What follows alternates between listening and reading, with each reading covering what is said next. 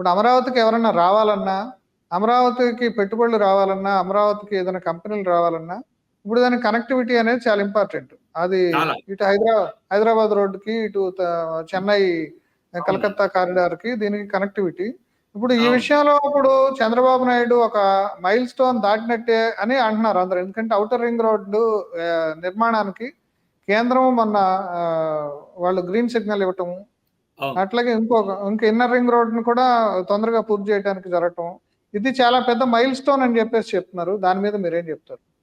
ఎందుకంటే కేంద్ర ఒకటి ప్రభుత్వం నుంచి ఇప్పుడు డబ్బులొచ్చే పరిస్థితి, నిధులిచ్చే పరిస్థితి లేదు కాబట్టి ఇదొక పెద్ద వరం ఇప్పుడు అమరావతి ముందుకెళ్ళటానికి అంటున్నారు. రోడ్ల విషయంలో కేంద్ర ప్రభుత్వం ఇప్పుడు ఈ చంద్రబాబు నాయుడు గారు వచ్చిన సమయంలోనే కాకుండా అంత ముందు నుండి కూడా దేశవ్యాప్తంగా రోడ్డు కనెక్టివిటీ మీద కేంద్ర ప్రభుత్వం చాలా ఇంట్రెస్ట్గా ఉంది. మరీ ముఖ్యంగా నితిన్ గడ్కరీ అనే ఆయనకి ఆ విషయం చాలా శ్రద్ధ ఉన్నది. వ్యక్తిగతంగా కూడా ఆయనకి ఇంట్రెస్ట్ ఉండే మాట కూడా వినిపిస్తుంటుంది అనుకోండి, అది వేరే చర్చ. కానీ అదే ఆయన కూడా రోడ్డు కాంట్రాక్టర్ కాబట్టి ఆయనకు రోడ్డు కాంట్రాక్టర్ల మీద ఇంట్రెస్ట్ ఉంటుందని మన జోక్ కావచ్చు. ఉండేది. కానీ ఆయనకైతే అదే పర్సనల్ ఇంట్రెస్ట్ ఒకటి, అదొక డిబేటబుల్ పాయింట్ అది. కానీ రోడ్డు మీరు you ask me, I will give you, you name it, will you have it అంటున్నాడు ఆయన. మన రాష్ట్రంలో కాదు, ఏ రాష్ట్రంలో సరే ఛాలెంజింగ్ గా తీసుకుని మాట్లాడతాడు అండి. ఛాలెంజింగ్ గా తీసుకుని మాట్లాడతాడు. 6 way రోడ్స్ కావాలంటే మరుక్షణం వస్తుంది అన్నట్టుగా ఆయన మాట్లాడుతున్నాడు. దాంట్లో భాగంగా ఔటర్ రింగ్ రోడ్ గురించి మాట్లాడాడు. అది చాలా డెవలప్మెంట్కి దారి తీస్తుంది. ఒకటి ఏంటంటే హైదరాబాద్ టు అమరావతి అనేది ఇప్పుడైతే 4 hours వ్యవహారంగా మారింది. అప్పుడైతే 2.5 hours మారిపోద్ది. మీరు విజయవాడ వరకు వచ్చి వెళ్ళాల్సిన పని లేదు. ఈ నందిగామ నుండి వెళ్ళిపోవచ్చు లోపలికి.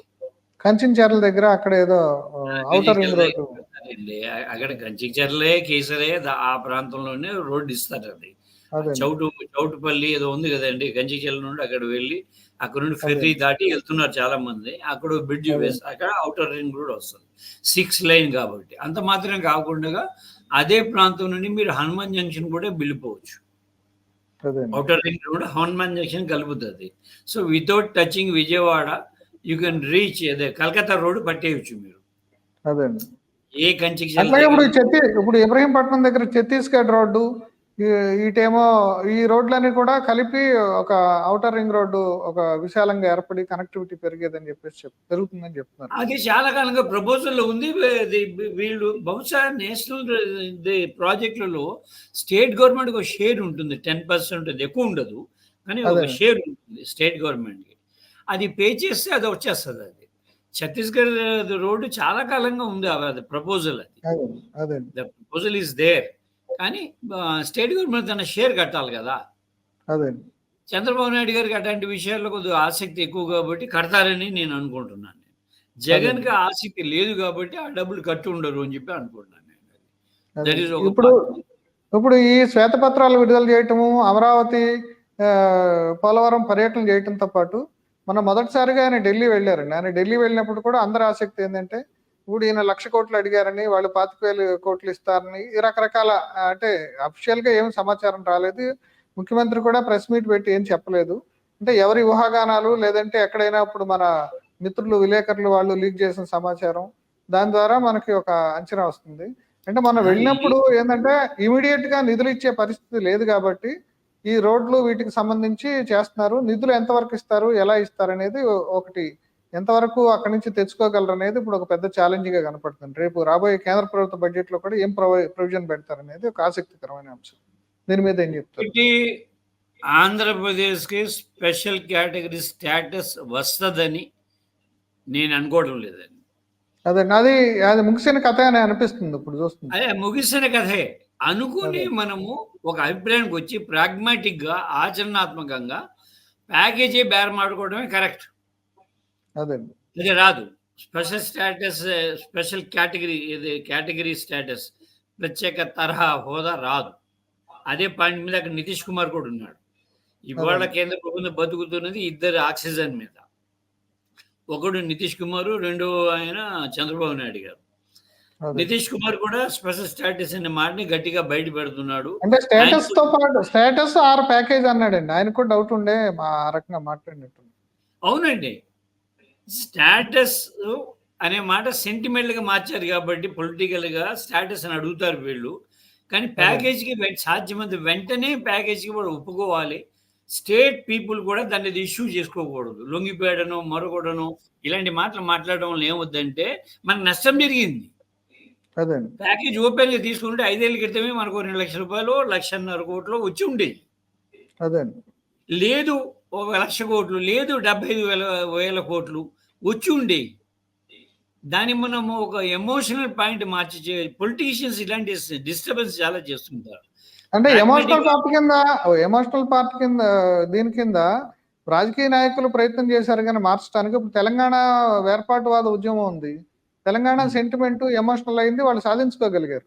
ఇక్కడ ఈ ప్రత్యేక హోదా మీద ఇక్కడ ఒక ఉద్యమం ప్రజల్లో నుంచి ఉవ్వెత్తున వచ్చుంటే ఎమోషనల్‌గా ఏమైనా జరిగేదేమో. అట్లాంటిది లేదు. అది ఏమైందంటే ఎవరి కాళ్ళే అప్పుడు అటు జగన్ గాని, ఇటు చంద్రబాబు గాని, లేదంటే ఇటు పవన్ కళ్యాణ్ గాని ఎవరు కూడా దాని మీద కన్సిస్టెంట్‌గా ఒక దీంట్లో లేరు.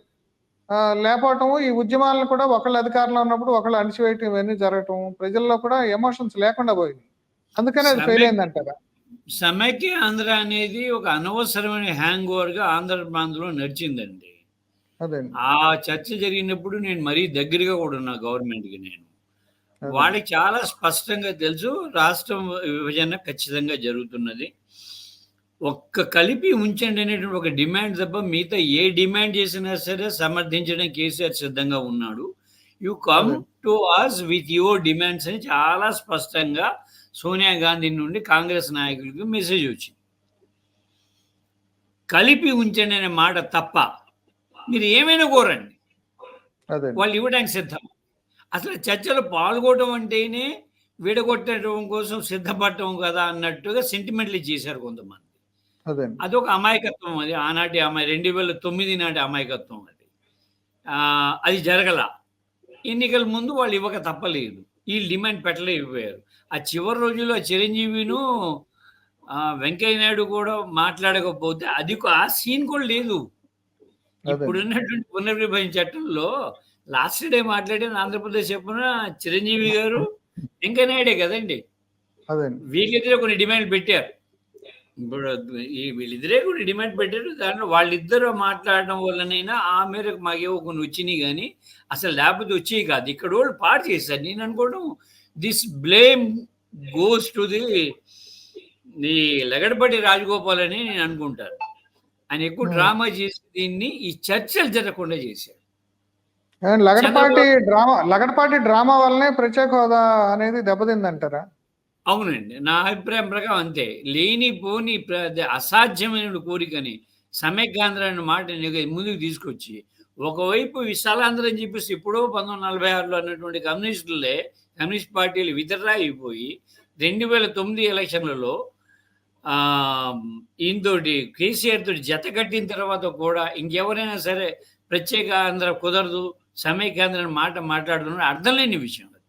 46 ఉన్న డిమాండ్‌ని కమ్యూనిస్ట్ పార్టీ విత్‌డ్రా చేసుకుంది. Please do subscribe to Telugu Rajyam channel. Please do subscribe to Telugu Rajyam channel. Please do subscribe to Telugu Rajyam channel. Hi అండి, నేను మీ ఆర్పీని, నెల్లూరు పెద్దారెడ్డి చేపల పులుసు ఓనర్ని. మీరు తెలుగు రాజ్యం అనే ఈ యూట్యూబ్ ఛానల్ సబ్స్క్రైబ్ చేసుకుని మంచి మంచి వీడియోలతో వస్తారు. Thank you so much. Hi people, I'm Sonakshi Verma and you please watch Telugu Rajyam and please subscribe to the channel.